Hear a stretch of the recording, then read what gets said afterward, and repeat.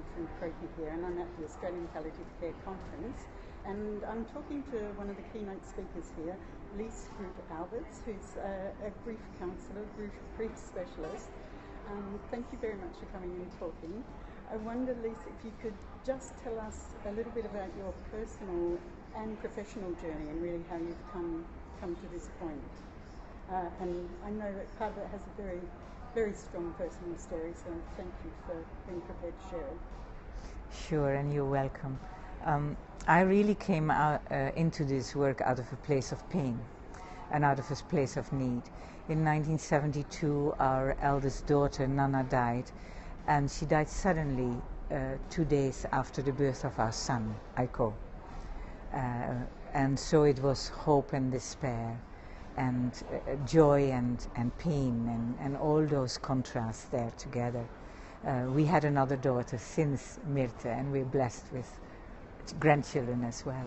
However, coming back to that time of hope and despair, not many people around us knew how to deal with it, because do you congratulate us on a new baby, and do you put condolences out? And so a lot of the community did not say anything.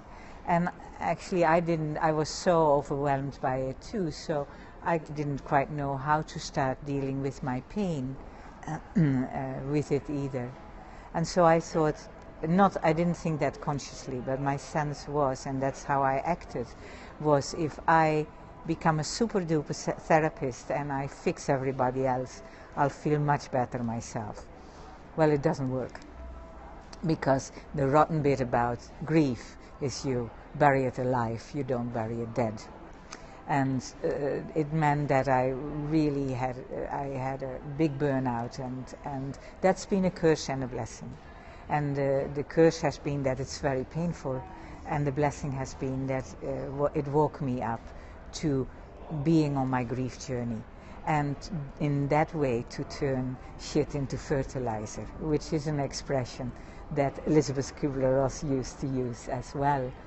And that means that in doing that and making that commitment to that, that's where my passion came in, of working with grief and loss and death and dying. And now over all those years I've really done the work out of a place of choice, not anymore out of a place of pain. Can I place you also geographically? I should have introduced at the beginning that you're from the Netherlands, from Friesland, but now you're based in New Zealand. But since in the last 30 or so years, as you said, you've worked with Elizabeth Kubler-Ross, and you've really journeyed quite around the world dealing with different communities. Yeah, could you sort of just track that career? Sure. I went to a workshop, an Elizabeth Kubler-Ross workshop, a 5-day workshop in 1987, and felt at home. I thought, this resonates much more than any of the other training or work I had done. And this was not training, because it was personal. However, what happened, Elizabeth, we got talking, and she said, you have to do my training.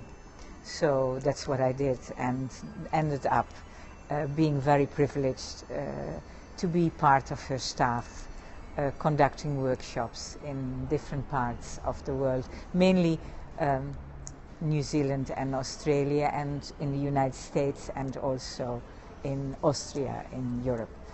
And she's been a tremendous teacher, and I really honor her for what she did.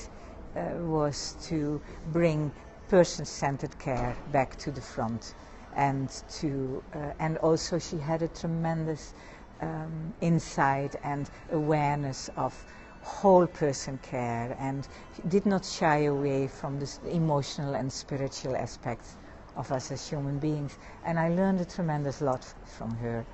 And I'm just sad that she's been vilified, because she's been stuck and labeled with those stages of grief, which actually were never for her intended to be what do you call that, a prescription or anything like that.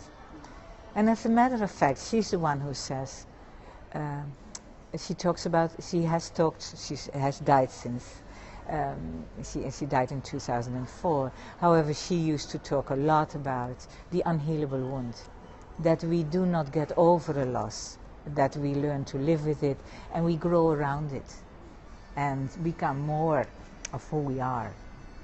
However, always that tender scar or spot in the inside of ourselves. Yeah.